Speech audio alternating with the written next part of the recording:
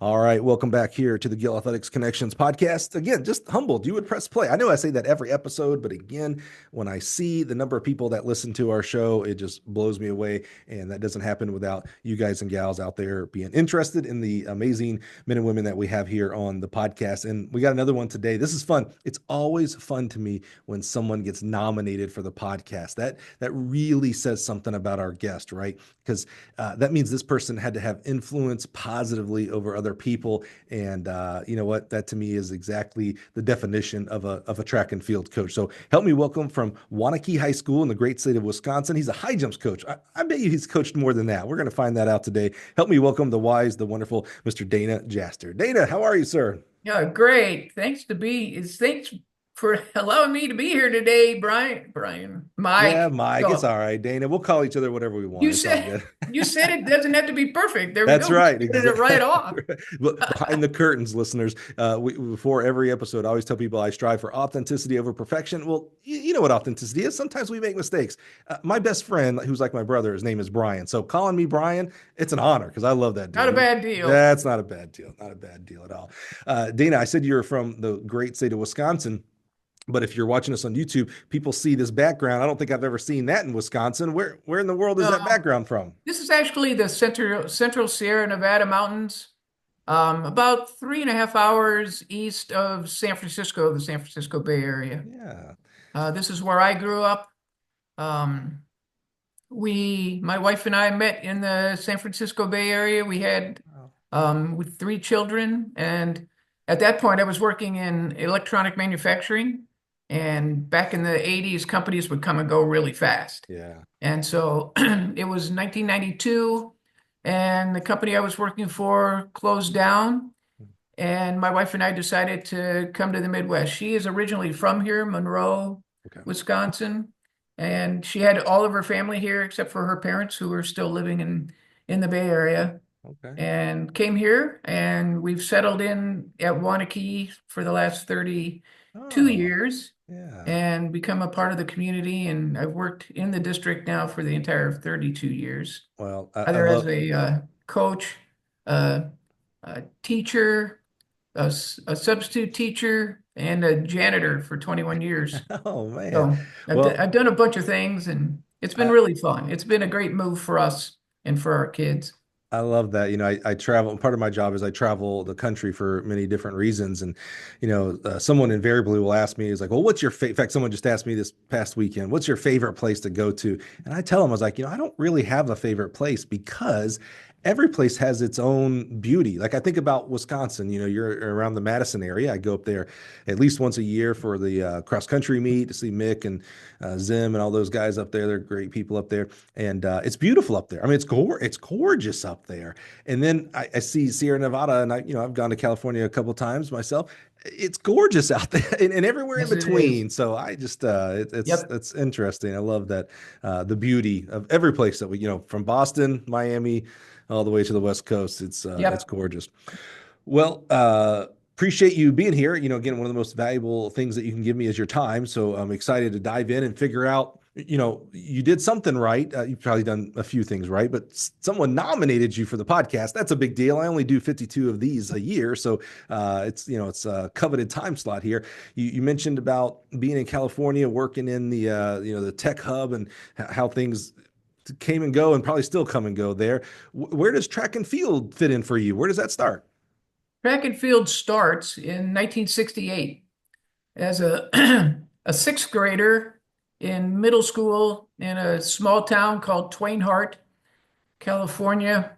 Um, I was interested. It was like one of the first main Olympic broadcasts that we had Oh yeah, in the United States in the Mexico City Games. right. And there was this young man named Dick Fosbury who did this crazy thing jumping over a bar backwards.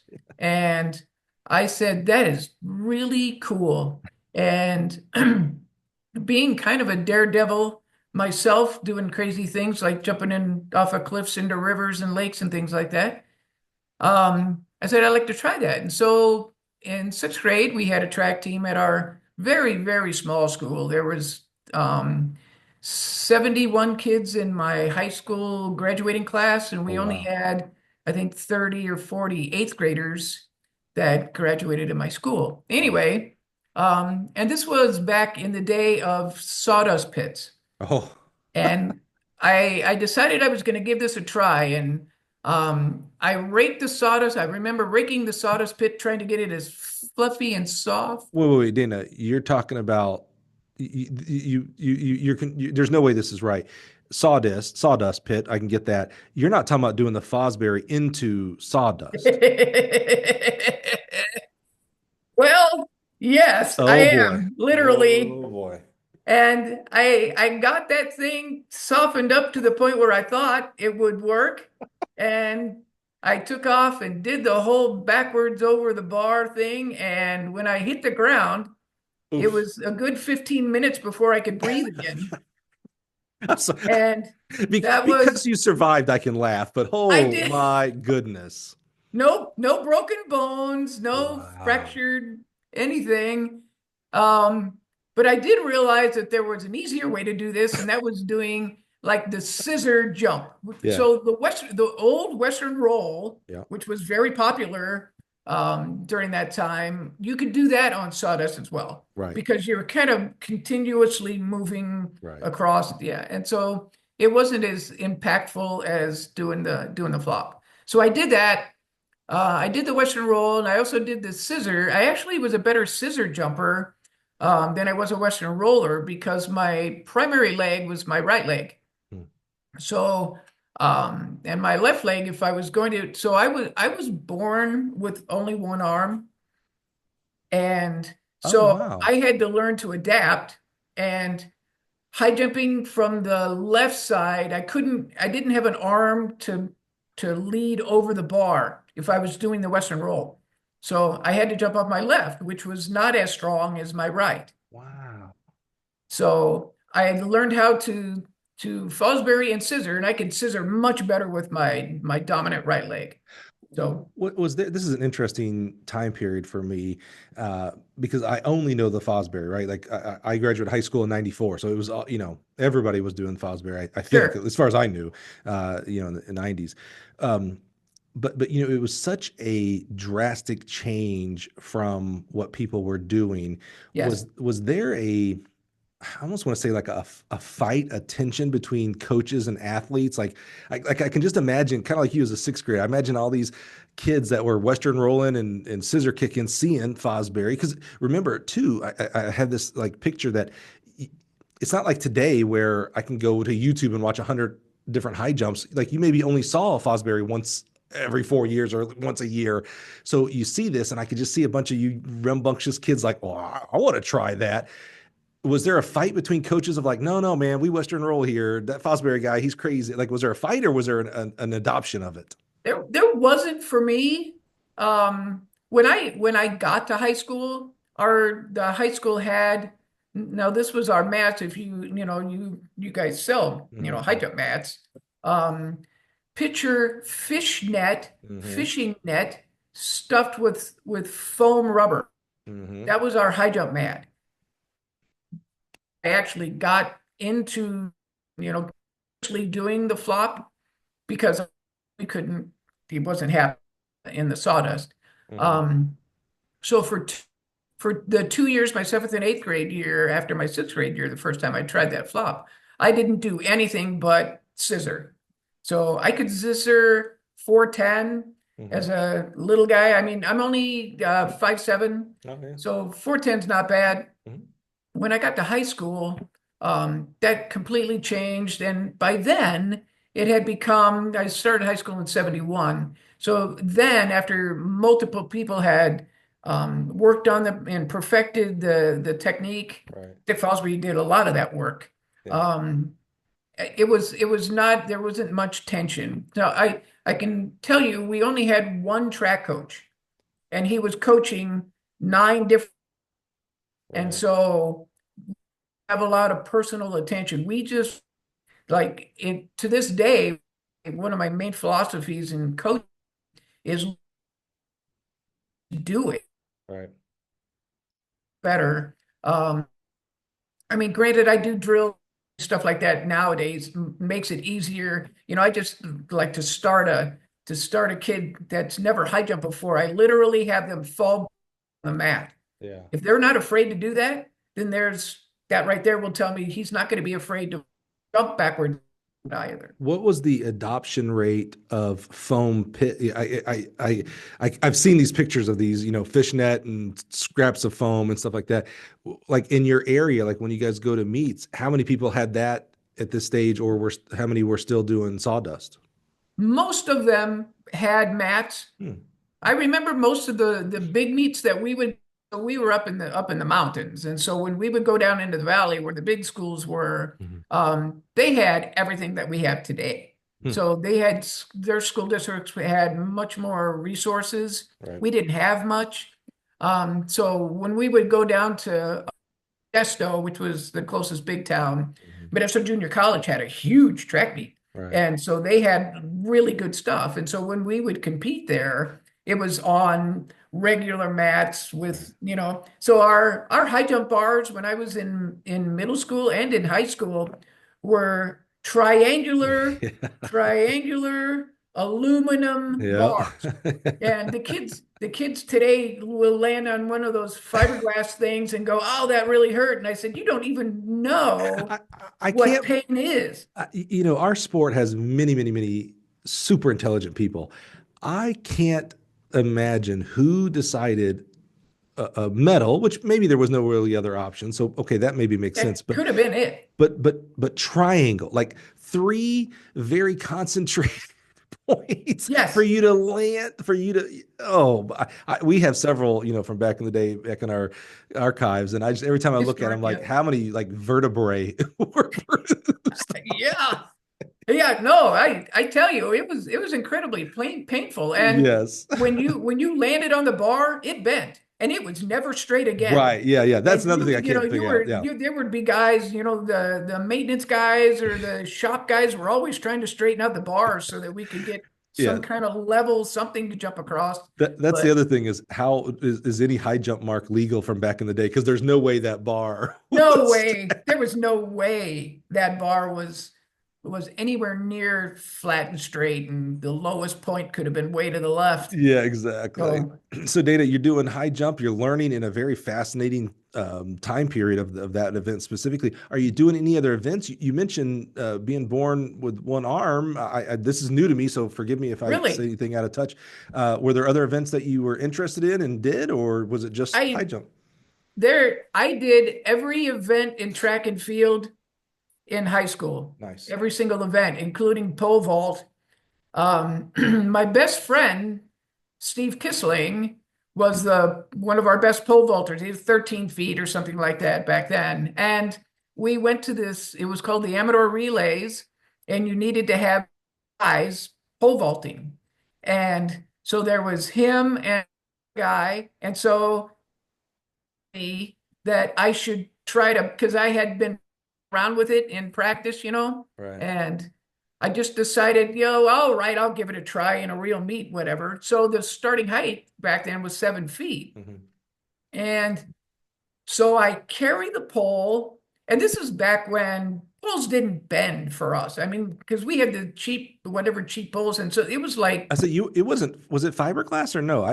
no, I Yeah, don't I I didn't don't think know so. exactly Yeah. what they were made Yeah. of, But they but didn't it bend. was it was nothing like today. Right. Right. And so what I did was I learned how to carry the pole, run down the runway. I could plant the pole in the box, Wow. and then I jumped. And as I jumped, I would rotate around and flop backwards over the bar. You did a pole assisted high jump. Pole assisted high jump. So I have told a number of kids that I've coached over the years that I cleared 7 feet as a high jumper, sort of. Um, but anyway, it was really fun. But I threw the shot, I threw the disc, I did all of those at least once. I ran every event from the 100 yards up to the mile. Nice. I was on a number of relays. So when I got to be a junior, I got to be really good I was a sprinter. I became a sprinter. Again, I said I was a little guy. I probably, thinking back on it now, would have been a really good distance runner because I ended up down the road, many years down the road, becoming a distance runner. I've done a marathon, Hmm. number of half marathons, hundreds of 10Ks and Wow. 5Ks. But um, I could have easily, I should have done that, but I became a sprinter and I wasn't very big and I wasn't very strong, but I was really fast. Hmm. And in California, here's another little tidbit. I'd never seen an indoor track in California, growing Sure. up until I moved to Wisconsin. Right. Yeah. So everything was outdoors. So they didn't have, if they would have had indoor, the 60 meters would have been, I could have done that very, very well Mhm. because I was good for between 60 and 80 meters. And then at 80 meters, it was everybody's going past Dana. Right. So, so that's really was my thing. And that actually, my speed also helped me to perform at the Paralympic Games much later in life as Oh well. yeah. Okay. The 92 Barcelona Games. Yeah. But so I did everything in track and field, but high jump was my best. Yeah. And I had a PR of 6'2", which was not that good because the guy that won conference jumped 6'8" or something Mhm. like that. And then my best friend Steve jumped higher than me, and everybody jumped higher than me. Um, but it was still I still loved it. And that's really, so my junior year is really when I fell in love with that. Mm. I also long jumped. I was a 21 and a half foot long jumper, Yeah. which was not bad. Again, that was mostly my speed and my Mhm. ability to jump, so I could get myself up in the air and fly, Yeah. and hopefully it would go out far enough. So as you go through high school, I love the experience you had in high school, by the way, as far as like doing all the events. I mean, I think we miss out on that sometimes in today's high school world for many reasons, good and bad. But I just love that you were able to have that experience as you were transitioning to senior year and thinking about the next steps. You mentioned you were in the tech industry for a profession. Did you go to college? Did you go to college, first of all? And did you study, engineering or something like that? And did you do track at all? Where does track keep going, or is there a pause? There's some pauses. Hmm. When I left high school, I went to Modesto Junior College Hmm. and joined the track team there.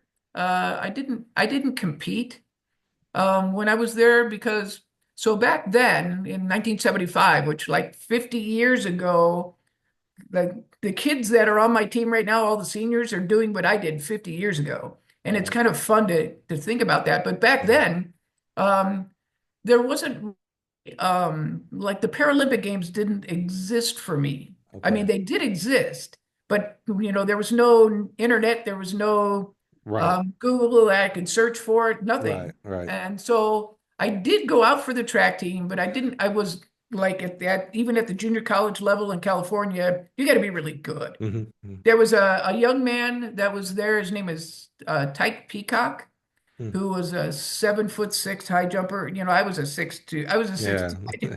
two. And I only cleared 6'2" once. Right. So Yeah. my average heights were between 5'10" and 6 feet. Yeah. Um, so I didn't really pursue track and field then. And then a couple of years went by. In 1977, um, one of my coaches from when I was in school, who had just become a coach, he was a distance coach actually, was coaching, and they needed someone to coach high jump at my high school.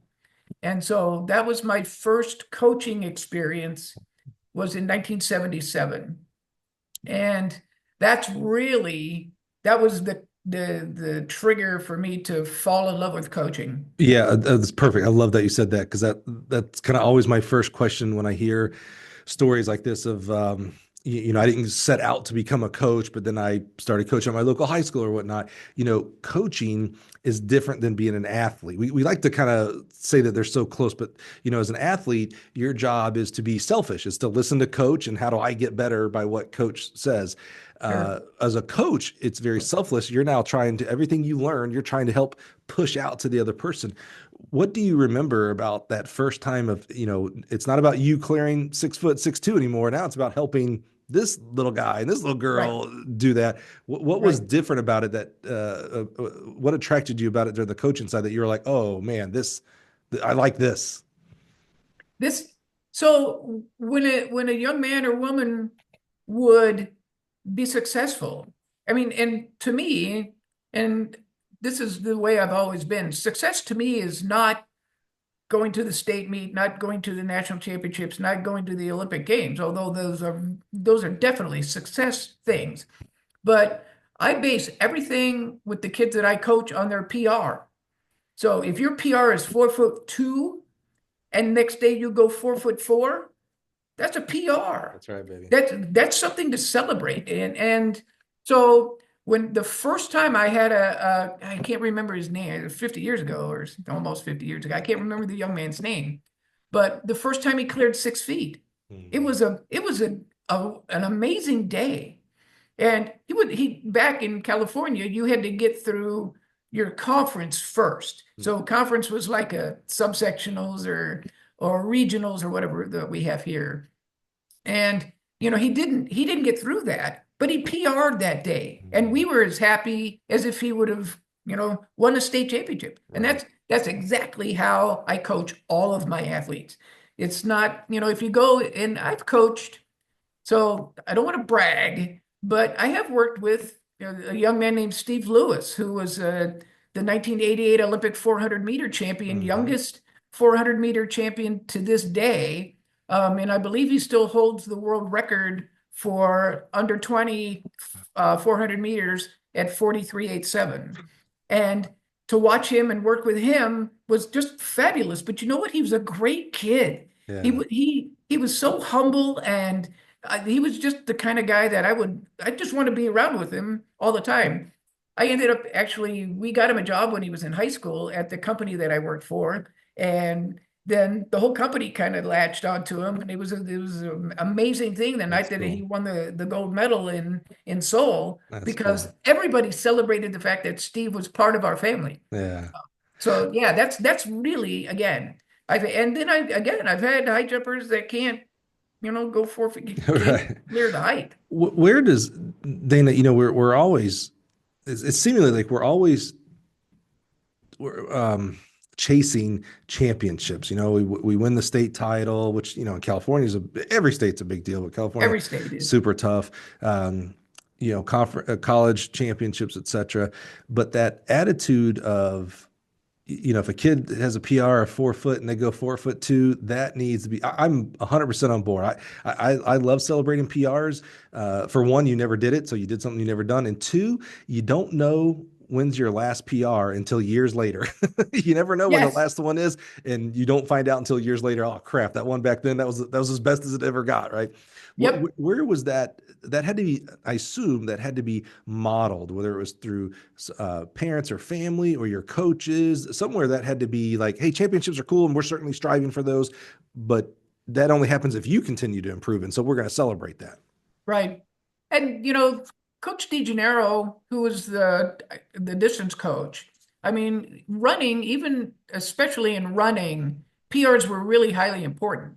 I mean, granted, you wanted to run a fast 100, whatever, but, every day it seemed like the kids that were distance runners were always looking to PR, which, is not a great way to train, but it still was a big deal for them. And Mr. D really kind of instilled that in me, is, do your personal play. He's such a great man. He just retired a year or so before COVID.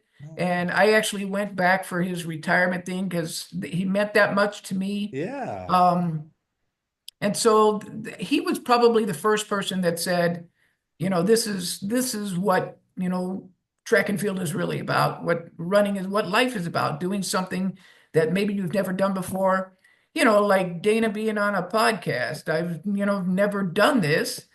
I was nervous, but now, I mean, you're such a great guy, Mike. I should have called you Brian, I guess, but whatever. Yeah, and again, I always like to kind of pull the curtain back. When I first emailed Dana, he thought I was spam, so he ignored my email. Just full disclosure here of how great I am. He thought I was spam. I was going to open up. I was going to open up today's podcast, going, Dana, look, it's really me. I'm not spam. That's good. I'm so sorry about that, but all good. We get coaches, and I had Evan, the person who nominated me, had not told me anything about what was going on. So I just, don't don't look for Mike Cunningham. I don't know what they're looking for, All good, all but good. anyway, I think Coach D was That's was cool. really the person that instilled do your best.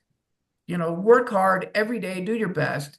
Um, Listening to that podcast before I came here to be with you, um, that was really what that coach was talking about as well. It means, the personal, intimate relationship that you build with an athlete Right. as a coach, and I take on that responsibility of being a mentor. It means a Yeah, lot to me that's right. because, again, that I go back to Coach D. Well, I have kids that I coached 40 years ago that I'm still connected with. Nice. And it's just been, that's just really who I am and who I want to be. It's just I have a gift. I've been given a gift, and I want to share it with Yeah, everyone that yeah. I can that wants to listen to me talk. I mean, and when you were talking about not doing X's and O's, I don't do X's and O's really well. Mm, I can't look at a video. right. I can sort of break down what's going on, and I can do it well enough to help fix them.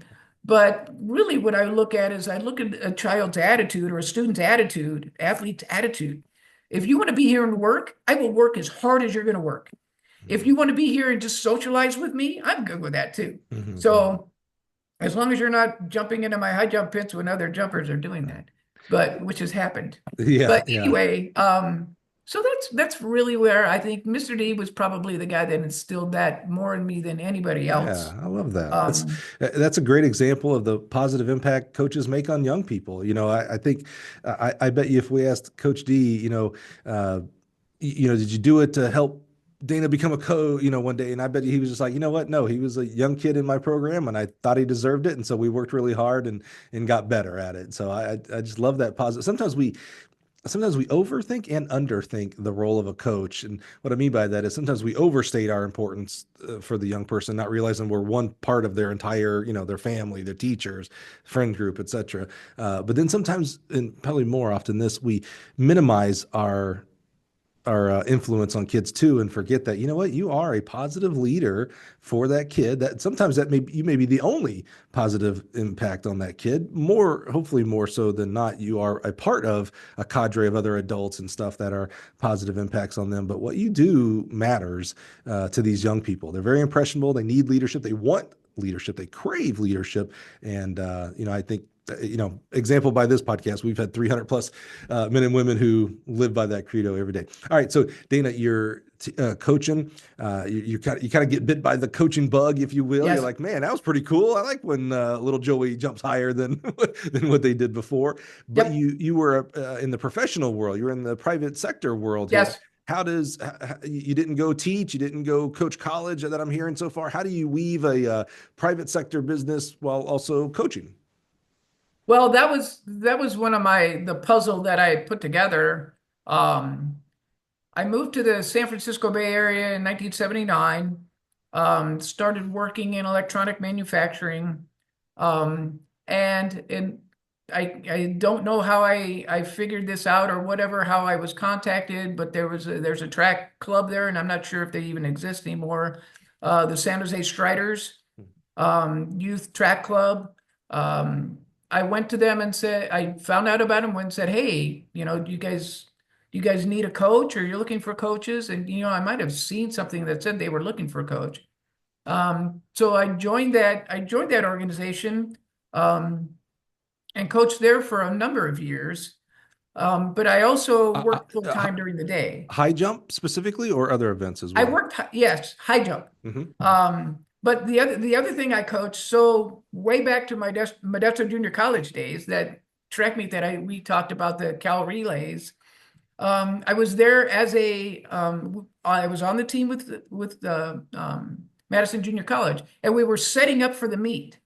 And I was there setting up, like the rest of the guys on the team and stuff like that. I was the manager, but I was helping set everything up. And there was a guy there throwing a spear.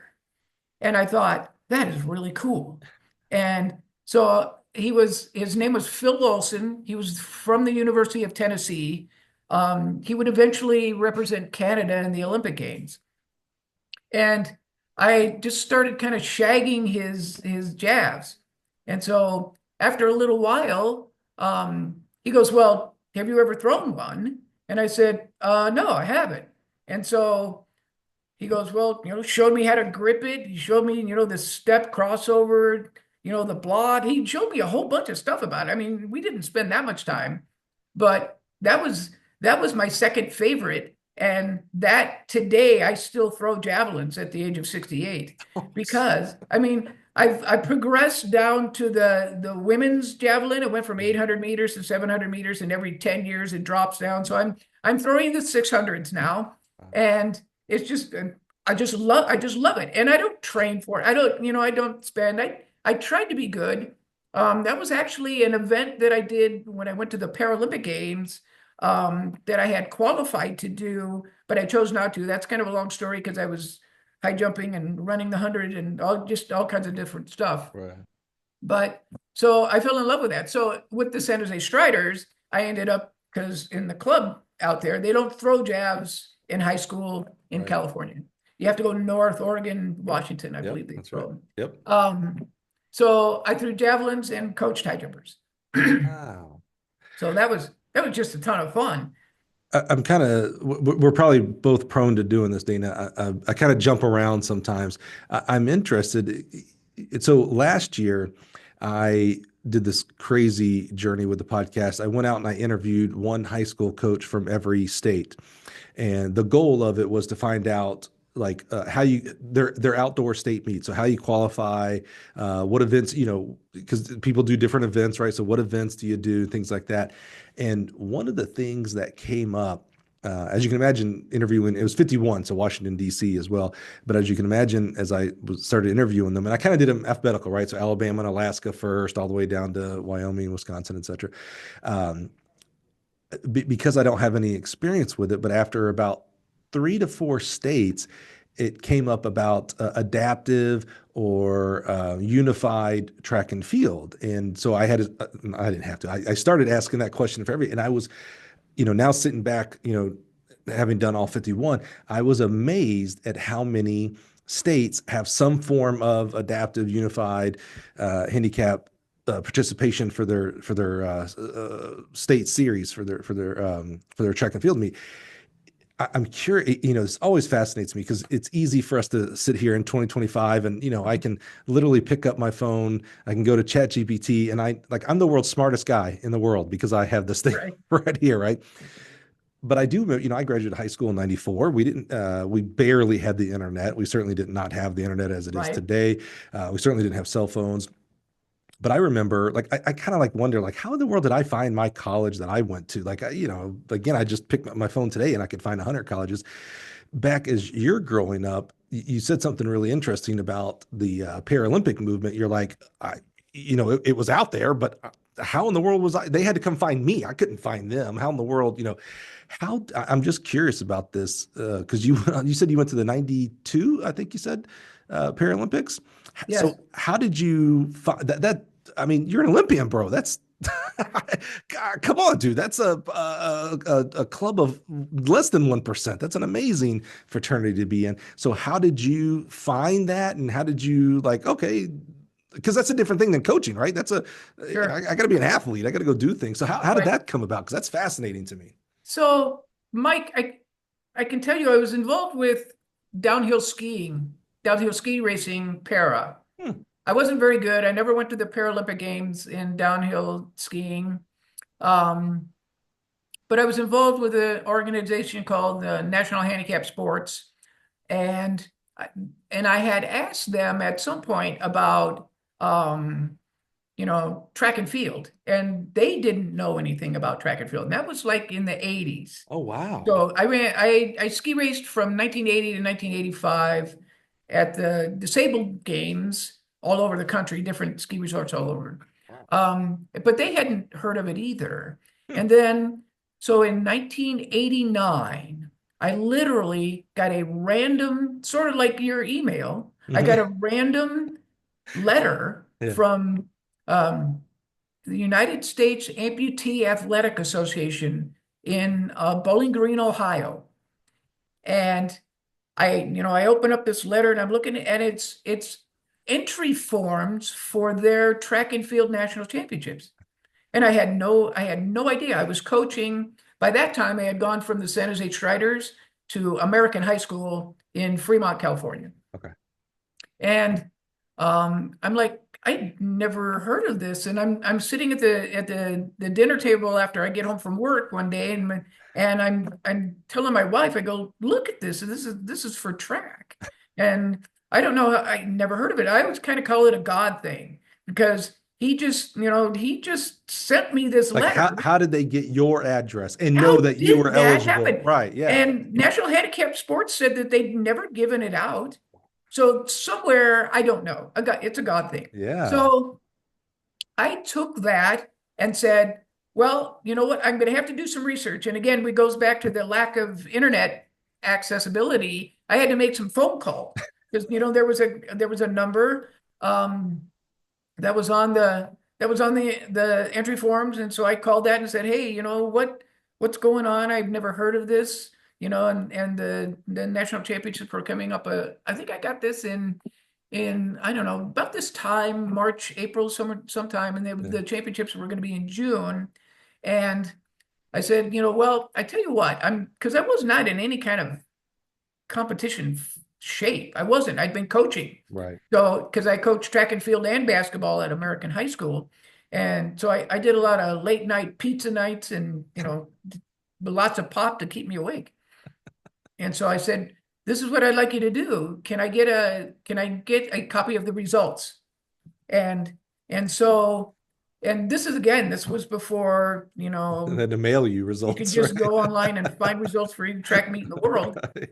Um, in the end of June, I believe it was, I got the letter back from them, and it had, times and stuff from people, and I knew what my classification was because I'm above the amputee from downhill ski racing. Right. We Right. basically Right. had the same kind of classifications, a little different, but Yeah.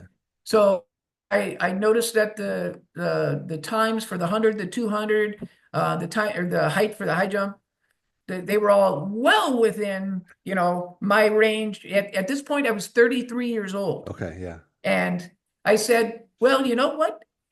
I just think God wants me to do this because otherwise I would this letter, right? Right. And so to start off with, I dropped 20 pounds.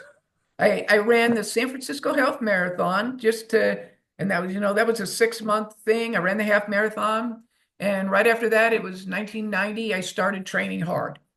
I went to the coach at Cal State University Hayward, and at the time they had a sprint coach named Willie White, whose daughter was Kelly White, who was a sprinter back in the 90s. Yeah. And I said, hey, I'm training for this. Can I come join your team?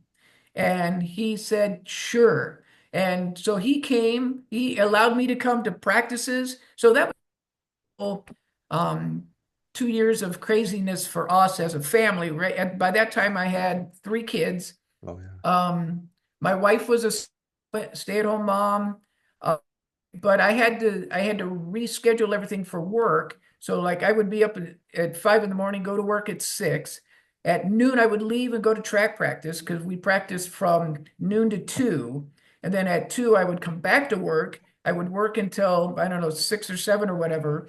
I would help put the kids to bed. I would do all that stuff. And then I would head to the gym and I would lift until 10. And then I'd come back and do it all over. Wow. So I really felt that, again, this was something that I was directed to do. Mm-hmm. And so I decided I'm going to put everything into it that I can. Next, worked with Billy White. And I also worked with a guy that a lot of American coaches, older American track and field coaches will know who Remy Korchemny was. Oh yeah. He was the steroid king Yeah. of track and field for all the Russians. Yeah. I can honestly say he never gave me anything, and I never took anything. I was going to ask, Dana, exactly. Yeah, because a 12 400 meters, there isn't enough of that stuff on the planet to get me to go under 10. So there was really no reason to risk my eligibility to do that. So, but anyway, but besides that stuff about Ramey allowed me to work with him for, again, no cost. Yeah. And I Yeah. had no cost at the university. It is interesting. He's obviously tainted from his drug past, but I have heard besides that, now that's a big besides, that Right. he was an excellent coach, excellent human being. Yes. I mean, like, Yes. gosh, if he wouldn't have gotten mixed up in that, he'd be in our Coaches Hall of Fame. Oh yeah, without question. He Yeah, yeah, he at the time was the one of the coaches for the U.S. Army team, yeah, yeah. because they were the other group that I worked with, Right. that I trained with, was those guys from the Army. Yeah, And just I still have great memories of those guys, training with those yeah, guys and training with the kids at the university. yeah. They were just amazing. That's They cool. allowed me to come in and be a part of the team. I never ran in any college meets or anything, Yeah, but they just accepted me as this old guy on the track team, and it was just a ton of fun. that's awesome. And so I trained and trained and trained. In 91, I competed in my first Para Games, was in Austin, Texas. And I went down, and I had just actually just shared this with the coaches on the coaching staff, and a number of them I've known for a really long time, was that I won my first ever 100-meter race at the University of Texas in Austin, because the guy that I was running against, his leg fell off. Jeez. So he was an above the knee leg amputee, and he was actually beating me at 80 meters. And then, because back again, the early construction of prosthetics and things like that, it didn't stay on. And so he fell, and I went past him. I won my first. That was literally that was the first 100 meters I ever won. And I only won another one at the Paralympic trials in Atlanta.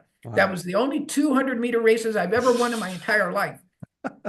But Othello Henderson was his name, and he actually ended up being a Paralympic athlete as well. He was Oh, wow. really fast. And it wasn't until, the 92 trials that I could actually beat him, because, yeah. So anyway, I got involved in that. I raced a whole bunch. One of those things, you really have to put yourself out there. So you have to try to be in as many para meets as you can. There's not a lot, and there's a way more now, way Oh. 1,000 times more now than there were in the early 90s. Mhm. I raced in New York. They called it the Victory Games, and there was a number of countries that were there. I raced again in Texas. That was a lot of fun. I made the U.S. team in 91 to go to Canada for the Canadian Paralympic National Championships. Wow. And then in California, a couple of different places, and Colorado once, and Washington State once as well. But you have to put yourself out there. So I worked with a young lady last year. She was a bilateral below the knee amputee. She goes to Sun Prairie West High School. She's a senior this year.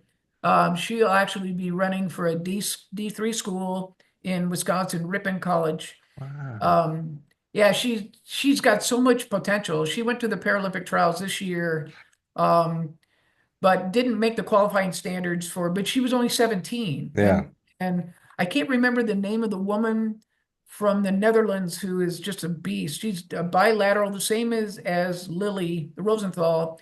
And I mean, she can long jump 22 feet. She runs 100 in, I don't know, 12 seconds, something. Wow. She's just amazing. But anyway, so that's how I got involved in the Paralympic Games. And then for a number of years after, up until 2000, I competed at the U.S. National Championships, Para-National Championships, every year except for one, I think. Huh. By that time, when I was 35 years old when I went to the Paralympic Games. Had I known about the Paralympic Games in 1972, then I could have. I held the Yeah. record for the high jump at 1.75 meters, which is what, 5'9", something Yeah. like that, not 5'8 3/4, 5'9". for the longest time until Roderick Townsend showed up and jumped Oh, yeah, yeah, yeah. to, 220. I think Yeah, 220 is yeah. his PR. Anyway, so had I known about that stuff back in the day, I think I Yeah. could have been even, but When again, I go back to the God thing. That was the Yeah, time that's right. for me That's to right. do it. What If I would have, if I would have been born in these, if I would have been 25 or 26 in these days, right, the chance I wouldn't have gone. I wouldn't have been right. able to experience walking into a 65,000 seat stadium wearing red, white, and blue and having Yeah. USA across my chest. Do you know the first time there was a Paralympics? The first Paralympic Games were in 1960. Oh, wow. Is Um, that right? Wow. the the the Paralympic before the Paralympic game, it was called the Stoke Mandeville Games. Hmm. There was a Dr. Gutman who was hired by the British from Germany to work with spinal cord injury soldiers coming back from the war. And he used, and they were 90%, 95% wheelchair athletes. Hmm. So he used sport as a rehabilitation tool to get guys to move forward in life. And so the first Stoke Mandeville Games were in 1948. And Wow. then the first Paralympic Games were in 1960. And And then in 1992, it was the first Paralympic Games when it was combined with the Olympic Games. okay. Juan Antonio Samara, who was the International Olympic Committee president at the Right, time, right. made a rule that said if you're going to host the Olympic Games, you must host the Paralympic Games as well. Right, right. So, And it was still to this day, it's like other than France was amazing this last summer, yeah. just amazing. I have a comparison sheet that I put together for actually I'm doing a presentation at the University of Wisconsin this Wednesday for a Oh, class that I'm taking. That's a whole nother thing. yeah, nice. Um, So you made the 92 team, I made the 92 team. 90 any others or Nope, okay. 96. So In 96, an interesting thing, they didn't have enough athletes to compete in the high jump. So they haven't, like today, they're combining classifications. So there's a number of athletes in each. right. Um, so they didn't have that. So they didn't compete the high jump in Oh. 1996 in Huh. Atlanta. So So actually, I kind of completely switched and went to middle distance and was running an 800. But no, So that was a struggle. we've had several Olympians on the podcast before, and I always like to ask them, so what was that like? So 92, you make the Olympic team for Team USA. You said it was in Barcelona, I think, if I Yep. remember correct. So, I mean, what was that like? Because, that's just something I'll never know, buddy. So what was that like That, you representing your know, country? seriously, so my first vision of the Olympic Games was in 1972. I mean, I had heard about 68, I'd watched a bit but I was deep into track and field in 1972. Right, right. Excuse me.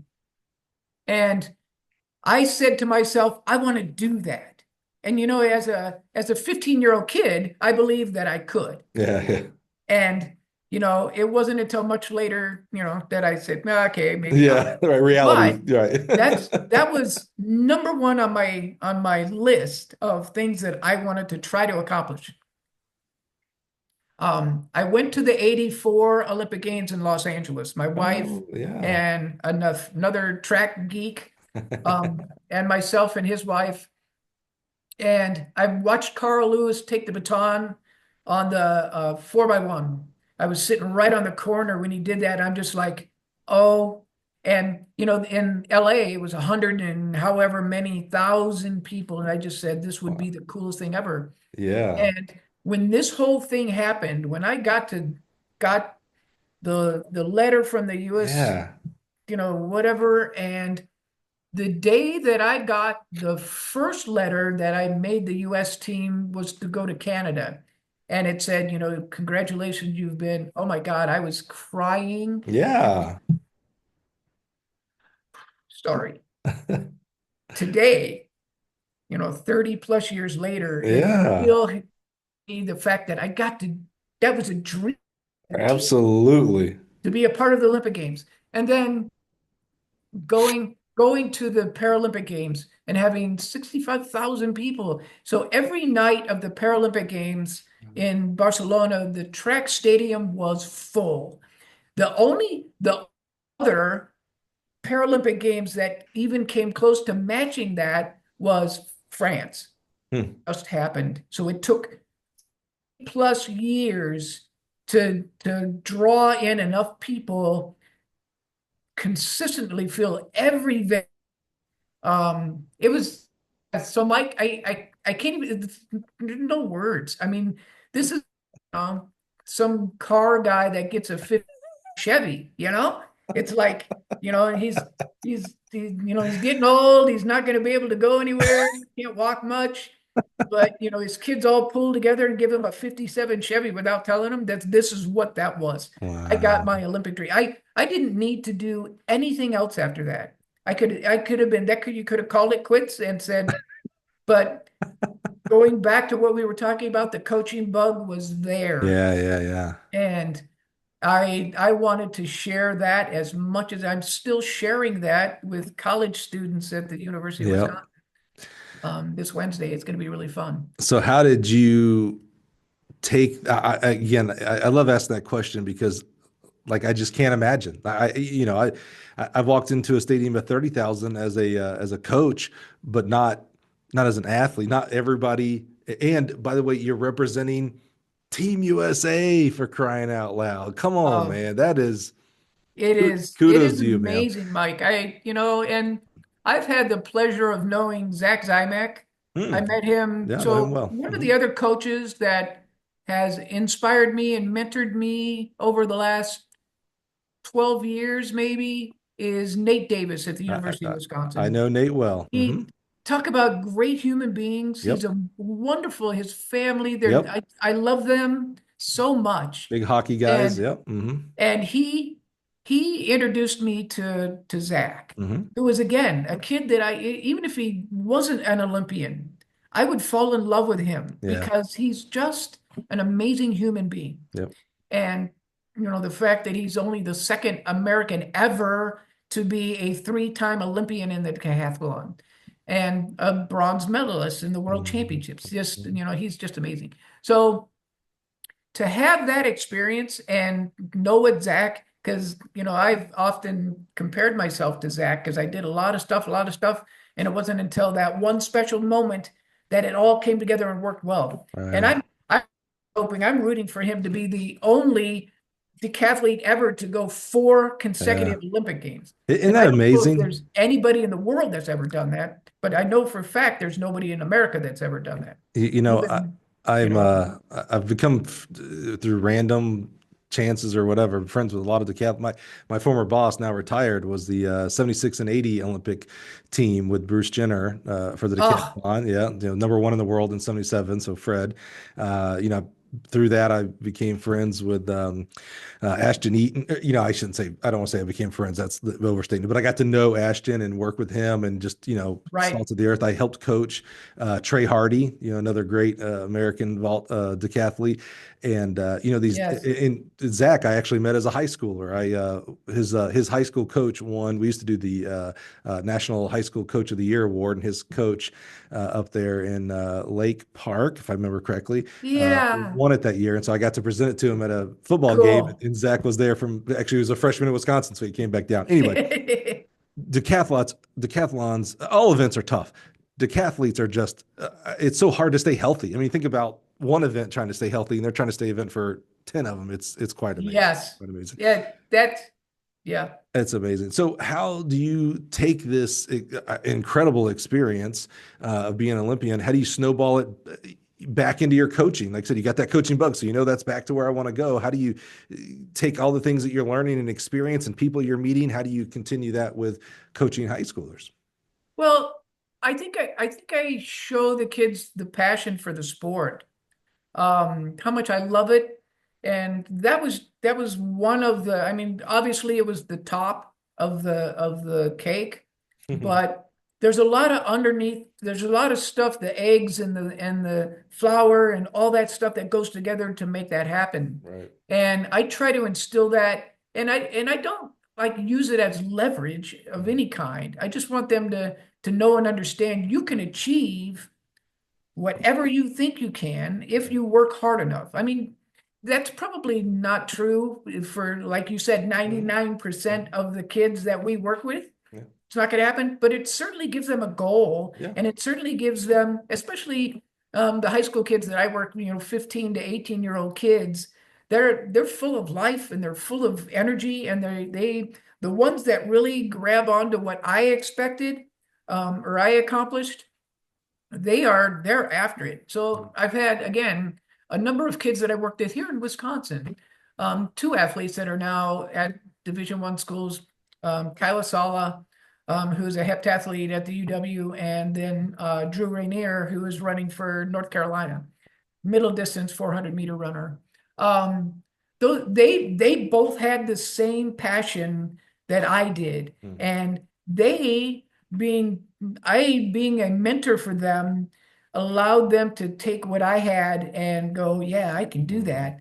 And whether they do or not, I'm not sure if that'll happen, but they have that passion to do it. Mhm. And then they share it with the other kids on the team. That's right. So it might start with me, but I infect one and then it spreads to everybody. And so I I don't like to call myself the favorite coach on the team, but I when kids have things going on, or when kids, they come to me because Yeah. they know that I'm gonna understand and I'm gonna listen to them, and I'll be compassionate for them. I mean, the coaches are good. The Mhm. coaching staff is good, and I love them, and I love working with them. But guys my age, we've seen a lot, Mhm. and we know over the years of 46 years of experience that I've been coaching either track and field or basketball. You just know when someone needs a little extra Right. boost. Like just the other day, one of my high jumpers on Saturday, just struggling, and she's not a jumper like Kyla could jump 5'10". This girl is struggling getting over opening height. Mhm. And I just said, first of all, you are not failing. You're learning, because this is her first year as a high jumper. You're not failing at all. This is not failure. It Mhm. may feel like it, but it's not. And you're going to learn from your failures. What's that? The line, you learn from failing more than you learn from winning. Mhm. So you're going to learn from this. And I don't ever want you to stop trying. Stop putting the effort in to do it. I mean, she's only jumped twice in a pit. So the fact that she can do open height does not surprise me one Right. bit. Right. And but it doesn't mean that I'm not going to say, I know you can do this. I know you can. And this will be one of those kids that'll clear opening height for the first time in the third meet of the year. And that'll be because I'm not going to give up on her. I'm going to put Right. her in meets. I'm going to put her in whatever JV stuff that I can put her in. Right. So, and we have a lot of that stuff this year. So she's going to have opportunity to go and work and Did anyway. you? Yeah. Yeah. No, you're brother. Keep going. Trust me. We're going to continue on here. You're doing an amazing job. I'm so grateful for you, Dana. Uh, did you? So, I want to talk a little bit about the transition from California to Wisconsin. And what I'm wondering is, so you kind of built up a reputation. That's not a negative. Sometimes people can think that's a negative. A negative in California, like people around in your area, like, oh yeah, we know Dana. He coached here and here and went to Olympic. Like you kind of know, like, oh yeah, if Dana says something, yeah, you probably should listen. Like he's proven his chops. You go to Wisconsin, it's almost not completely starting over, but there's a little bit of reputation that leaves you. Like they didn't see you for the last 10 to 20 years. Did Right. you did you find any hurdles, so to speak, in your way of like trying to coach when you moved to Wisconsin? Was like, did you have to like prove yourself all over again in some form or fashion, or? Yeah, I don't know if I actually had anything like that, I never got questioned about my ability or my knowledge of the sports. So I don't think I really did.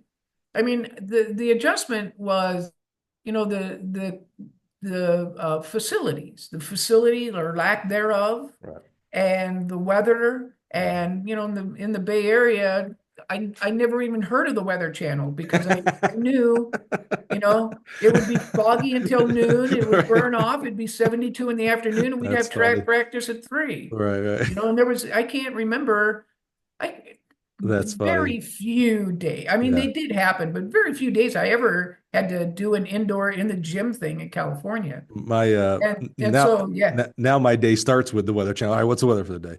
But like any I yeah, like any good coach, you're already one step ahead of me because that was going to be my follow-up question. It's like, okay, well then how did you didn't deal with the amount of snow and bad weather that we deal with in Wisconsin here in the Midwest. How did you adapt? In what age did you move to Wisconsin roughly? I was it was like right after the Paralympic Games, so I was 35. Oh, okay. So, I don't want to pigeonhole and say, if you're older, it'd be a No, little yeah, I harder, was but kind you're of an old 35. guy. Yeah, yeah. So, well, oh, at 30, not that old, buddy. Don't, I was around that age. Don't put me in that category just yet. So I guess you started going into, facilities and weather and Wisconsin amazes me because the outdoor track season is so short. You It is basically so have short. 3 months. You have a 1 month, next month is conferences, and then the next month is your national or your state series. It's quite Yes. impressive what comes out of Wisconsin, knowing that what their practice, their outdoor season is like. How did you adjust to that? Were there any things you had to adjust as a coach? Oh yeah, I had to learn how to high jump in a gym. I Mhm. had to learn how to, well, I'm helping coach. I mean, it's just high jump isn't the only thing that I do. Right. We do encourage our kids to do multiple events. Mhm. Um, so I would be helping if there's a spot in the long jump because I understood long jump. I did that. I think I coached long jump for the first couple of years. Right. And then we got a designated long jump coach. That guy that Erickson was his name. He was really good kid, young kid, just right out of college. Actually, was a former had been a state competitor, so he took over the long. I focused on how. I only had 5 or 6 kids total. So I mean, that's what happened with the high jump is, after the few weeks, kids won't. So I've had 2 really female high jumpers in the last years, COVID actually, and they other athletes. So but I always try to encourage her, what she's doing. I want to see making adjustments facilities has been just crazy, and learning how to run a track meet in the 28 degrees and flurries and into a 20-mile-an-hour headwind, which makes it like -10. Right. So those kind of things, I don't think I've ever actually fully adapted to this. I get so wound up about the lack of facilities. I mean, that the whole thing going on with the UW, It's it's just criminal sad. what is happening at University of Wisconsin related to our track teams. Absolutely. Oh, Can't believe it. absolutely. It's yes. And I did kind of go through something like this when I was at Cal State University Hayward, because in 92, that was the last year they were dropping both men's and women's track and field and cross country. Mhm. And the it was just like, are you kidding me? Then the cross country team had been a Division II national championship multiple times, and that's exactly what's happening with the lack of indoor facility. So, and yeah. So anyway, I've had to adjust to that, and we do make it, we still kind of make it fun, and we do get some semi-decent workouts in. Mhm. Um, and like you said, the season is so short here. So other sports, which I don't understand why Wisconsin track and field hasn't done this yet, pushed out their seasons. Mhm. Baseball. So the state championships for the 3rd week in June. Wow. And that would be a perfect time because that Right. would give our kids the ability to have a good solid 4 weeks Right. of halfway decent weather that they really get some good training in. Yeah. Um, Yeah. the It's way, it's amazing when I see the results out of Wisconsin because I just know what you're going through. It's like, yes, man, you got such a short season, and it's over half of it is freezing for crying out loud. other more than half Yeah. is freezing. But I whine a lot. I try to be positive. I'm just like, well, let's just do this and we'll get it done. With Waunakee, we're competitive every year. Um, I mean, we always have enough athletes that we're gonna travel north to La Crosse. In the 32 years that I've been here, I don't think there's been a year we haven't traveled at least one child, Wow. one athlete that Yeah. hasn't qualified. That doesn't mean they win anything, Right. Right. but they qualify and go there. Yeah. So we have a pretty rich, deep program. Jen Gabarski's done a great job of leading that for the last 25 years or 20 years, I think. She's been on coaching for 25. So How a small sampling size here, but every person who is from California that not that I've met, but like I'm have a deep relationship with, they all strive to move back to California. There is something about the gravitational pull to California. You coached for a good amount of time with California kids, and now you've coached for a good amount of time with Wisconsin kids. Do you notice a difference between West Coast, Midwest kids, or are they all just 14 to 18-year-olds? yeah, pretty much. I mean, there's different cultures, definitely different cultures in the San Francisco Bay Area versus Wisconsin. I mean, Madison itself is the culture in Madison is pretty much like the culture in the Bay Area. And then if you go outside of the Bay Area, the culture is completely, where I grew up, Hmm. the big thing was rodeos. Hmm. So we had a rodeo team at the high school, and they were really Wow. good, and every year at a state championship. There's far more opportunity in California than there is in Wisconsin. Uh, Like I don't know why, but I was just talking about this with some of the kids the other day. Was we were talking about badminton. I said, well, badminton is a CIF sport in California, oh. and water polo is a CIF sport in California. So, but not at every school. I mean, we didn't in my school. We didn't have a pool. They do Right. now, but not even on campus. They use one that's down in the town that the high school's in.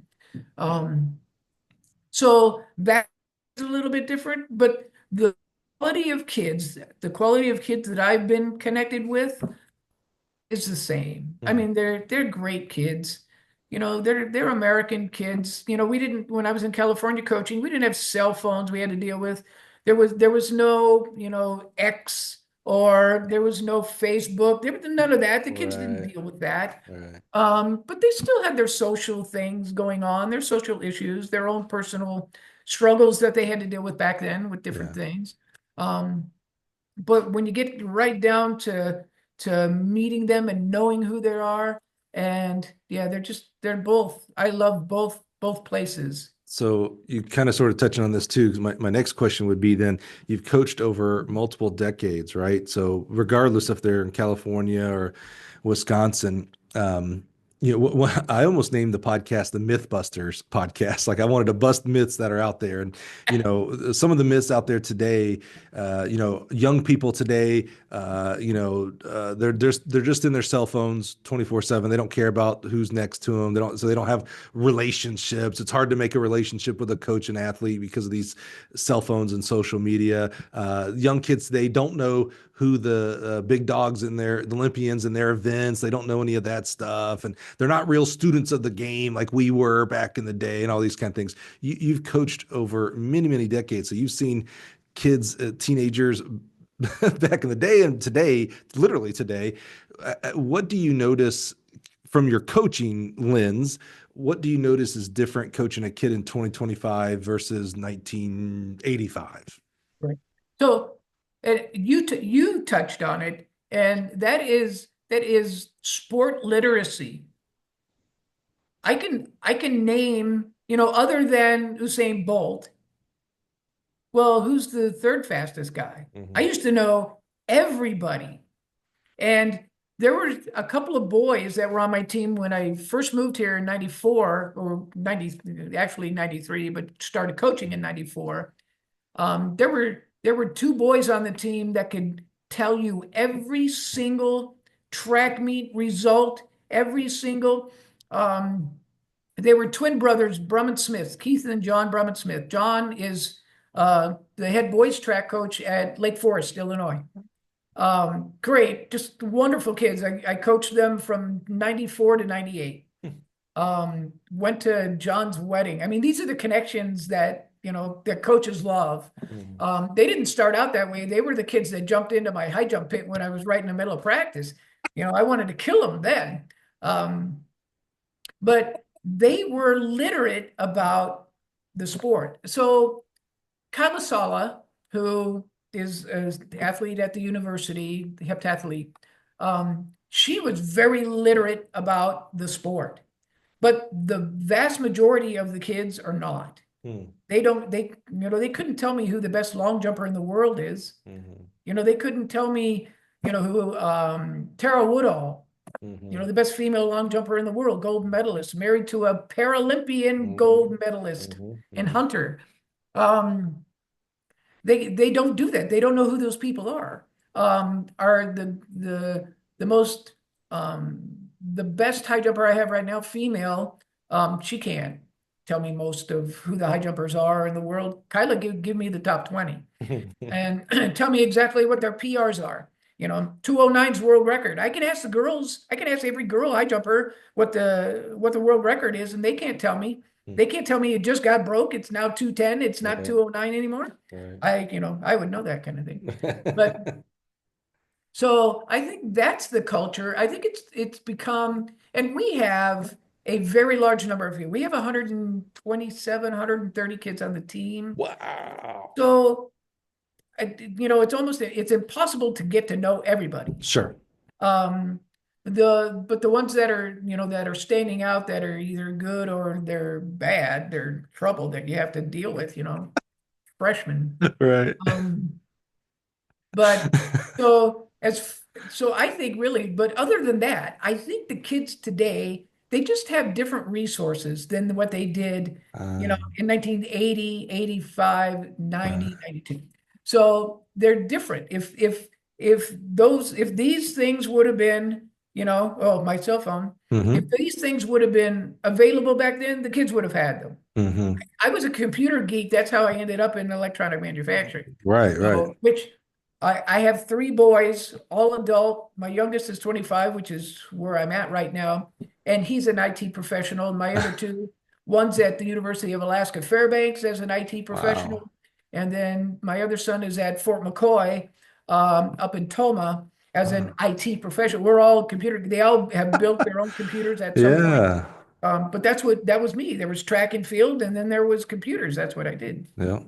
So anyway, so the culture is different, but I think, the kids are still kids. The kids today are still kids. Mm-hmm. So, I mean, they're still doing kids. We had prom the other night, so nobody showed up to practice. I opened up the track on Saturday, right?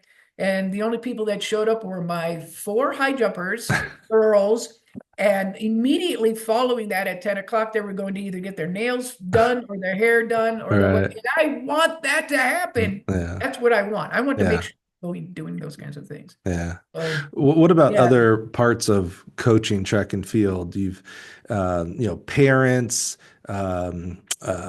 summer club or track clubs, recruiting. What have you seen change over these decades? Yeah, I've never been a head coach. Hmm. So I've really steered away from that kind of thing. So I was the head middle school coach here at Waunakee for the 3 years of COVID. So in 2020, I got the job. I had retired in 2019. I got the head coaching because I could do track then for a living. And All that's what I right. wanted. I was retired. So this is where I'm going to spend my energy. So anyway, from 2020 to 2022, so 3 seasons, I was the head track coach for middle school. And I had a lot of parent interaction. And but at the middle school level is not the same as at the high school level. And I've never been, I hear the coaches talking about recruiting, and and I was not involved in either one of the two athletes that I worked with that are now Mhm. Division I runners. Um, that was the head coach. Everything is directed through the head coach, Right. so I just completely avoided that. I did have my say. I could tell they would ask me, Mhm. and I told both of them, go someplace warm. Go someplace where you can train. Oh, yeah, you look at Spoken the like a true Californian, by the Yes, way. exactly. That's it, right. I'm giving this state away. You're right. I'm not moving right now because my wife is never going to move, but I will definitely at some point head somewhere. Um, but if you look at, you in it again, we were talking about the culture and Mm, the coaching and that kind of stuff. Again, I don't see much difference between the athletes themselves mhm, over the athletes that in 1977, the ones that I can still remember. mhm. Um, I don't see much different. You're always going to have the ones that you have to push. You're always going to have the ones that have talent that don't care. I have one of those on the team right now. Right. That I go, if I could just get him to love it as much as I do, Right. then because that's where I struggle because I'm passionate for this. If I had that kind of talent, Right. I could have written a check to go anywhere. Mhm. Um, but that's not his gig. Right. So I try to make it fun for him because maybe at some point he's only a sophomore. So maybe at some point, like my two boys that were the pain in the rears as middle schoolers, Mhm. just flipped the switch and they just became deep into it. Hmm. So I'm hoping that that So could happen. let's you're a computer guy, Dana. Let's double click into that because that was interesting right there. So you just described a situation that I bet every coach, high school and college, by the way, uh, has either had multiple times. And boy, if you're listening and you haven't had it, you will have this. You will Someone, get it. someone with a lot of talent, but doesn't, I'm gonna say the paraphrase it the way I heard you say it, but doesn't love it the way you love it. Right. Right. And so I coached for 10 years before I came to Gill. So I had this. And I think I was probably the norm, meaning I bet a lot of other coaches, you fight against it. You try to pour your love into them. You try to show them how they're making such a big mistake and, oh, you're throwing away your talent and all these kind of stuff. You are taking a different approach that may not pay off in the short term, may not pay off at all, by the way, but maybe has a less likelihood to pay off in the short term, but maybe has a higher possibility of paying off in the long term. Of okay, what I again, I'm paraphrasing, so you correct me and add on to this. Instead of fighting against that, instead of telling this kid what a waste of time, you know how many people would kill for your talent. That's Right. you can hear someone saying that.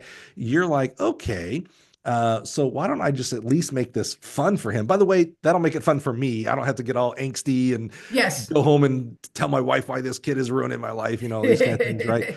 And it's quite possible because you're making it a fun environment, a fun experience that this kid, again, it may not happen while he's in high school. Maybe he gets on a college team and goes, man, you know what? I had a lot of fun with Coach Jaster.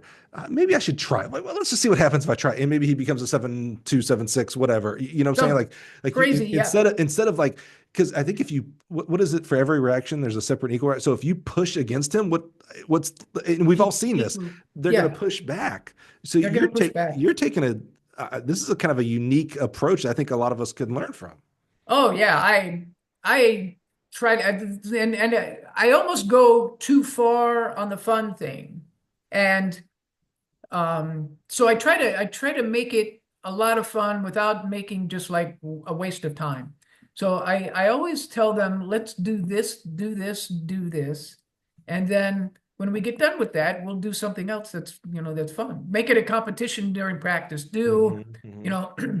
because if I can get him, my athlete that I have today, to have one really successful meet, that could be all it takes. So go back to my two boys, middle school, headaches, whatever. I vividly remember the moment that Keith Brumman Smith changed.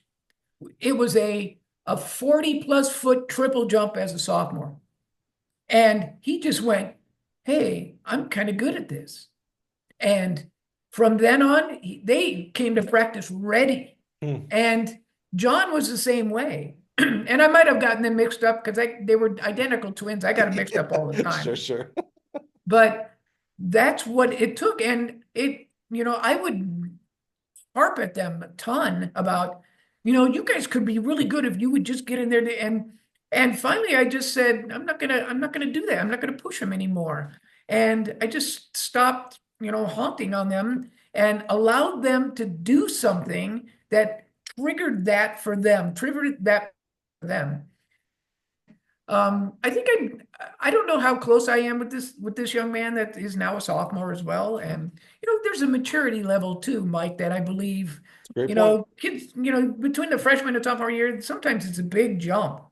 And so he could, by the end of this season, I'm hoping that he could really just like blossom into something. I want him in I have a senior high jumper, the young man that is struck for six. He has so much passion that I love it. And having them work together, oh my gosh, it's fun because Riley Fitzsimmons is my senior, and he's going to be either a coach. He's going to be either a coach or a teacher and a coach. One of the two, because he's so good at communicating with the kids that I'm just sitting back. And I told one of the other assistant coaches on the team, I said, dude, I'm not even coaching this year. Riley's doing most of it. He's been injured, so he's not been able to. So instead of just sitting back and whining, he's helping the other kids be successful. So anyway, yeah, I think some way I can show them that this isn't work. This is fun. Yeah. You're going to have to go to work in another 6 or 7 years. You're going to have to go pay a bill. You're going to have to pay rent or mortgage. You're going to have food you're going to have to buy. You're going to have a car you're going to have to pay for that your parents won't give you.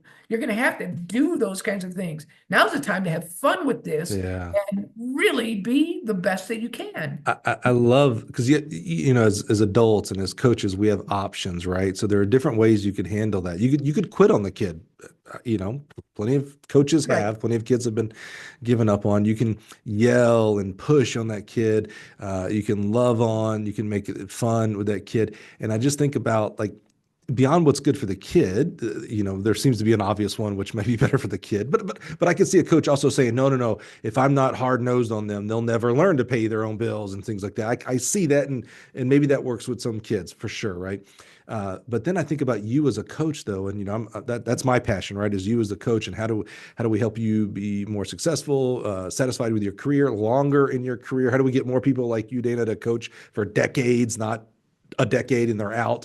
And I think, wow, what environment would I want to be in as a coach? Would I want to be in that environment where I'm always yelling and, trying to force the kids and frustrated? Or, you know what? Some kids are going to be into it and some kids aren't. This kid's still choosing to be on my team, by the way. That kid could quit. They're not beholden to be on the team. They're still there for some reason. And so what if you made it fun? And so therefore, maybe you had more fun. And if the kid jumps 6 feet or the kid jumps 7 feet, remember, he's not going to be an Olympian. I'm sorry. Again, Nope. no one. I don't see that good. Yeah. Well, no one does, right? I mean, you know what I'm saying when I say no one's an Olympian.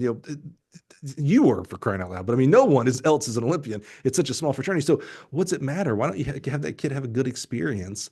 And that has a more likelihood to be something positive for that kid as they grow up to be an adult, college kid and adult, than the opposite side. So I just really, I really like that a lot.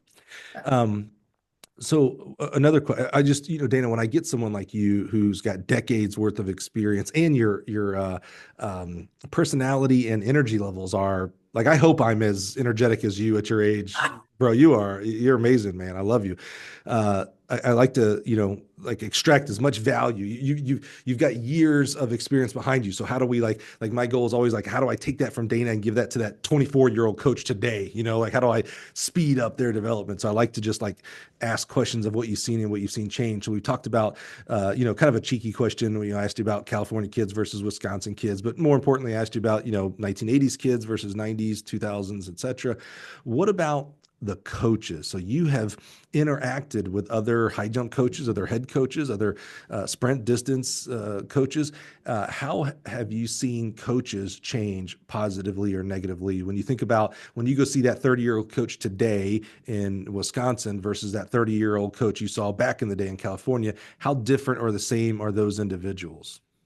Oh, I think back in my day, what I can remember, some of the coaches from some of the other club teams, when I was coaching with the San Jose Striders, especially, there were some really highly intense guys.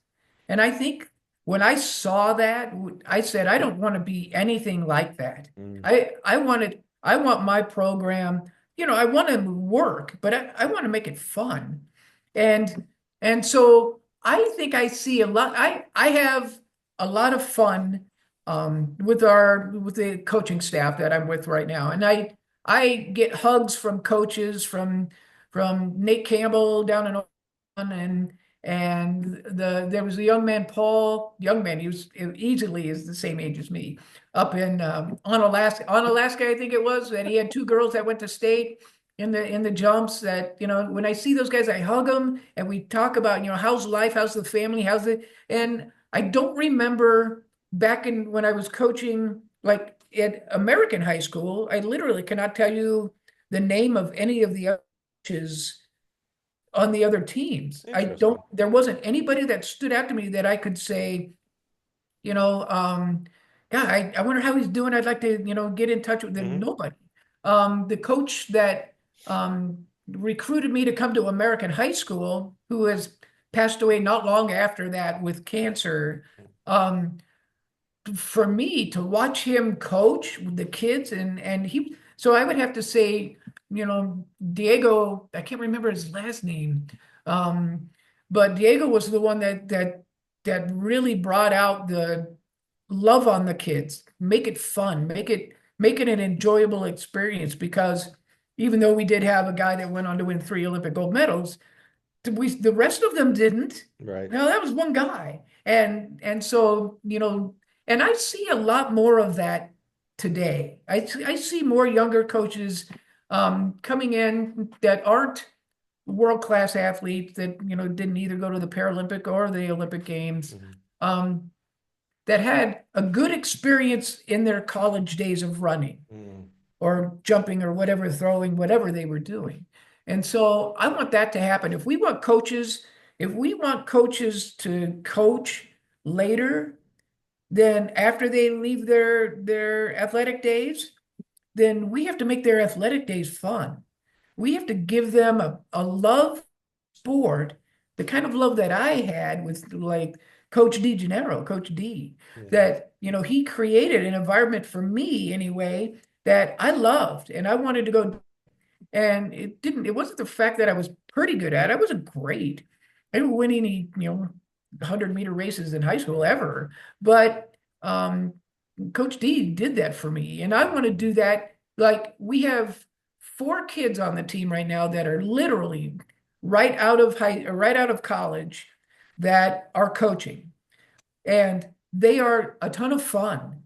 I mean, they're serious about their sport. They want to, but I want to make sure that they're having fun. And so I have fun with these guys.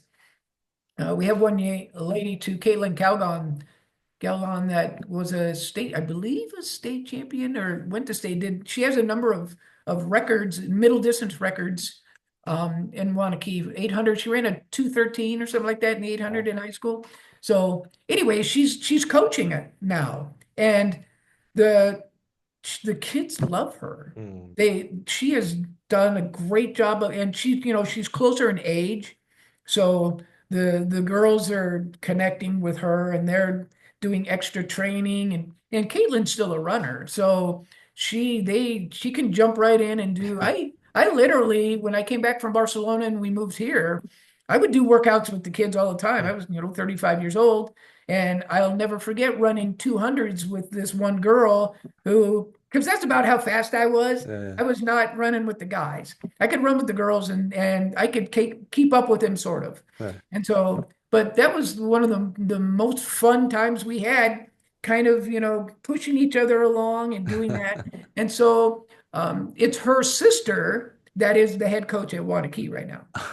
And so Kristen and I, yeah, it was really cool. That's So cool. so anyway, yeah, I mean, my thing is to make it fun, Yeah. pass that along to the athletes and say, yeah, like Riley's going to be, if this is what he chooses in life, a teaching career, and then I know if he becomes a teacher, he'll become a coach because Right. he's just really good at it.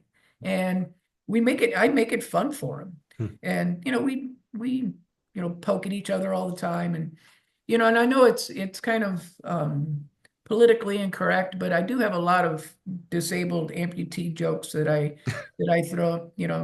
One of my deepest regrets is the fact that I've never made a left-handed layup because I don't have a left hand. Yeah, got it. And the kids, my four children have all done this to me all year long, or all my lifetime, or their lifetime. But the kids at the track team will go, coach, that would be easier if you had another hand. Oh, jeez. And so we do those kinds of things, but we Yeah. have built that relationship Right, that right, right. makes it okay. That's right. Somebody outside of our club might think it's not, no, not that way, but Right. it's still, that's the kind of really, and they laugh and Yeah. they enjoy it. If I don't get my kids to laugh at least one time during practice, then I think I've failed my job of making them have fun. Well, And Dana, again, I got four girls to show up on prom morning with me. yeah, right. Yeah, that So says a lot right there. Exactly. yeah, That's going to start being the barrier to getting on the podcast. It's like, how many kids showed up the morning of prom? Zero? Yeah, that's you right. can't be on the show. Yes. That's right. Yeah, because they wanted to be at the track. That's We right. have, like I said, we have 130 on the team, but I got four to show up. That's amazing. I love But hearing that. anyway, I'll take those four. So you probably just answered my last question here as we wrap up.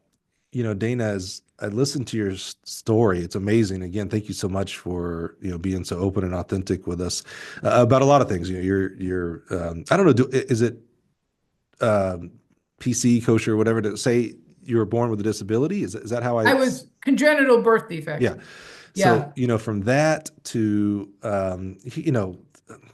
what really kind of just pulls at my heart in a positive way is Coach D. You talk about you were talking about the influence you had and some of these kids that you've had that have gone on to coach and things like that. And as you're telling the story, and it's amazing, and you're dead right with the positive influence you've had on kids, and they go on and have positive influence on their kids. That's a testament to you. And as you're telling that, I sit there and think about, well, that's a testament to Coach D. Coach D could have said, "Hey, Dana, you're not very fast. You're not a very good high jumper. I'm going to focus on these other kids, and you have a miserable experience, and you don't ever do anything in track and field. And then all these kids over these decades don't have the experience of working with it. You know what I'm saying? So, Coach, this is and I know there was someone who did that for Coach D. It's just Yeah, a he was a distance runner in college. yeah, it's continual. I love it. So, what I'm curious about then and again, you may have already answered this, to be real straight with you. After doing this for so many decades, no one would fault you for riding off into the sunset. You got a bride, you have a pool to California, and I know she has a pool in Wisconsin, and there's other places, there's trips, there's beaches to walk, coffee to drink, maybe some times to make up for, and yet you're still coaching. What motivates you to still be out there with those young people on a near daily basis? So again, I'm an emotional guy. Yeah. So to think back, what keeps me, it's the kids, Mike. I I love being around them. I love helping them. I probably care too much about them to the point where I worry about them a lot. Um, we have a better health and I want to fix them. I stepping away 60, 68 next month, and I this out and everybody, and they all just kind of roll their eyes at me and say, "Oh yeah, that's not gonna end." So, but when I turned 70, I've given myself a goal, 70. Um, because I think Urban Meyer retired when he was 70 and interrupting, and 70 might be a good time. And I think I have to prepare myself for not, you know, waking up and thinking about it. And go, and we do. My wife, the Sierras, the mountains that you see in the background, I'm gonna go spend some time there. Good. I just literally spent time in this last fall in Glacier National Park. I'd never been there. Oh, wow. Um, we did a cruise. My wife and I did a cruise in the fall from Boston to Quebec. So those things are there, and we want to do them together. And I believe when I was listening to the podcast with the other coach this morning, he was talking about how important the wives are, how much they put in. When I went to the Paralympic Games, we had three little kids, and Hmm. she was literally on her own most of the time. Right. We did have an amazing support. Her Mhm. parents were close by, and they helped a ton. And I've told my very good friend Zach Zymek, his wife Tori, I Mhm. said, and whenever I've had them come do some things for me, like come to a track practice or something, and I get to introduce him, and I will say, he went to the Olympic Games, but she was the one that made that happen.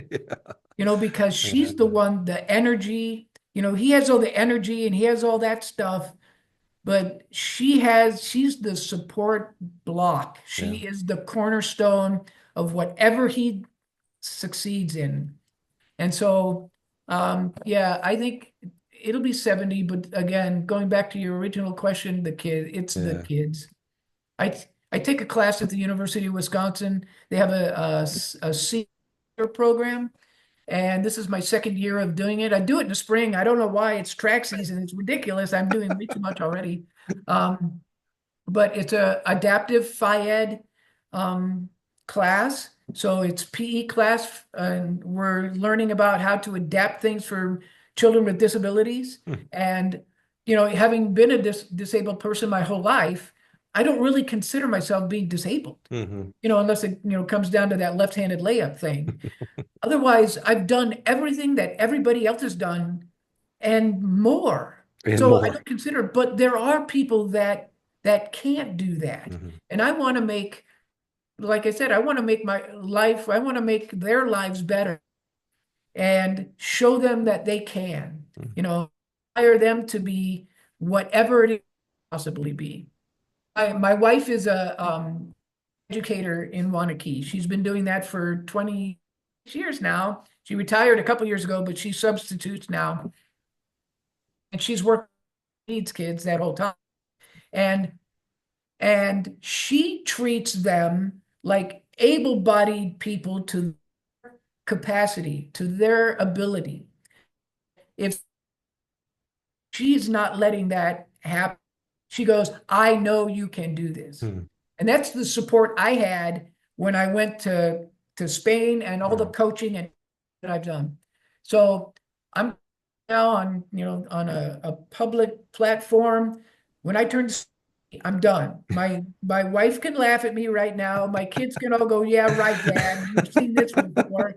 But so that'll be it. And I'm not picking, like, in 2 years from now, possibly all the best athletes will be gone.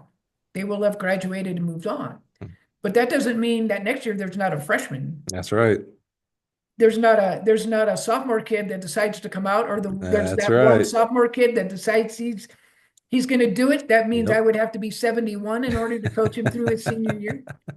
So I have to say, nope, that's it. That's when I'm going to put the ball down. Not that I won't stop enjoying watching. I'll go to meet. I can go to meets. I can go root for That's the right. kids. I can watch the Olympic Games like my family does. every 4 years we just delve into track and field. That's so cool. And so anyway, Well, Dana, it's on wax, as they say. It's recorded now at 70, and thousands of people are going to hear this, so there's no yeah, backing yeah, people are gonna down. hear it. Yeah, yeah, there's They say, oh, no weren't backing you the guy down. that said you were gonna try when he's 70? Yeah, wait a minute. Exactly. Yeah, let me get my cane. Dana, dude, thank you so much, man. What Oh, a absolute blast. It is something I don't take lightly when I do the, again, after 5 years working on 6 years of this podcast, I think of coaches like yourself and much like we talked about earlier in some cases of athleticism, there's others like you. What I mean by that, there's other coaches that have been sure. around for 30, 40, 50 years that have amazing experiences, have, affected positively young people throughout the country, throughout the world. And I think about that sometimes, about getting their stories, getting your story on wax, as they say, on record, because it's going to be important, as you retire here in a couple of years from coaching and past that, it's going to be important in 10 years, 20 years, 30 years that, some 30-year-old coach, here, let's play the future game right now. 30 years from now, there's a coach who's 30 years old listening to your story. Maybe they were born with one arm or one leg or whatever, or not. Who cares? Doesn't even matter. But they hear your story and are like, well, wait a minute, that guy could do it. Hold on now. I'm also, I thought, I'm working in the private sector. I didn't think I could coach if I wasn't a teacher or a professor or a full-time like, they're going to hear your story and be like, oh man, I can do it too. And I think that's extremely important. And that is part of that legacy that you leave. It's right now, it's borne out by kids you coach and kids that you coach that have gone on to become business owners, clergy, teachers, moms, dads, spouses out there. And so I'm just so glad for this opportunity to be able to hear your Oh, story and to be able to share it with thank others, you. my Thank friend. you so much. Yeah, I've been asked, or I've read different things about what people want their legacy to be. And I've always said I want some kid when they're 50 years old to think back about, you know, I had a one-arm high jump coach. Coach Jaster was the best. That's what I want. Somebody long after I'm gone. Just like I'm saying about Coach D, Hmm. you know, I want to be the impact in their life. I want to be the positive. I want them to know that I'm there for them.